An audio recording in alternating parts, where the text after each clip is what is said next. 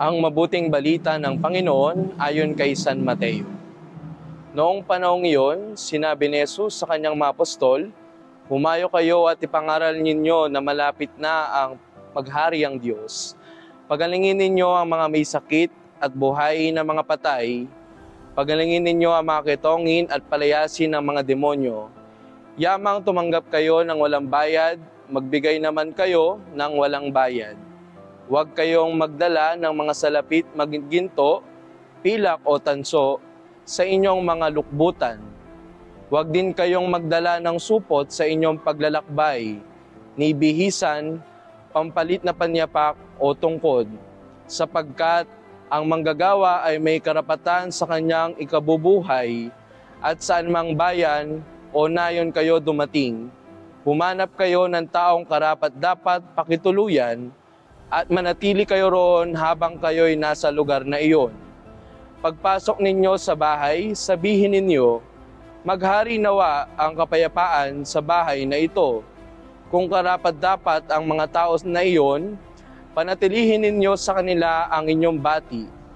Ngunit kung hindi, bawiin ninyo ito, at kung ayaw kayong tanggapin o pakinggan sa isang tahanan o bayan, umalis kayo roon at ipagpag ang alikabok ng inyong mga paa. Sinasabi ko sa inyo na sa araw ng paghuhukom ay higit na mabigatang ipaparusa sa mga taon sa bayan yaon kaysa dinanas ng mga taga-Sodoma at taga-Gomora." Ang mabuting balita ng Panginoon. Sa mga talatang ito, pinaalala ni Jesus ang kahalagahan ng pagpapalaganap ng mabuting balita at ang pagtanggap sa kanyang paghahari ng may bukas na puso. Itinuturo niya ang pagiging bahagi ng kanyang kaharian ay ang nangangailangan ng pagtitiwala, kababaan ng loob at pagmamahal sa kapwa. Sa aking buhay, madalas akong nakararamdam ng kawalang katiyakan at pagdududa, lalo na kapag nakita ko ang mga pagsubok at paghihirap na dulot ng aking pagtanggap sa pananampalataya. Ang bawat araw ay isang pagkakataon na magbahagi ng kabutihan, pagmamahal at pag-asa sa ating kapwa. Mga simpleng salita, gawa o pagtulong na maaaring magdulot ng pagbabago sa kanilang buhay. Sa kabila nito, naiisip ko rin na hindi lahat ay tatanggap sa aking ibinabahagi. Minsan nakararamdam ako ng panghihina at pagdududa kung sapat ba ang aking ginagawa o kung nararapat ba akong magpatuloy. Ngunit binibigyan ako ng mga talatang ito ng paalala na ang kapangyarihan ay tagumpay ay nagmumula sa Diyos at ang aking tungkulin ay maging tapat na tagapaghatid ng may pagtitiwala at kababaang loob.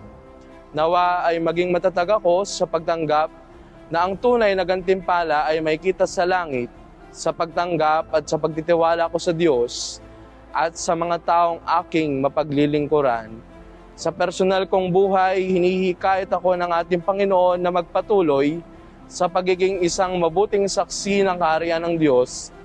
Hindi man palaging madali, naniniwala ako na sa pagtitiwala sa Kanya at sa pagtutulungan natin bilang isang komunidad, makakamtan natin ang tunay na kapayapaan at kaligayahan. Manalangin po tayo. Panginoon, salamat sa pag-anyaya mong maging tagapaghatid ng mabuting balita. Naway turuan mo ako maging bukas, matiyaga at mapagpasensya sa pagtupad sa aking tungkulin. Gabayan mo ang aking puso upang maging mapagkumbaba at mapagmahal sa aking kapwa, kahit pa may mga pagtutulo pagsubok na darating. Bigyan mo ako ng lakas upang magpatuloy at naway makapagtagpo ko ng tunay na gantimpala sa langit. Gabayan mo kami upang maging tapat na saksi ng iyong kaharian. Amen.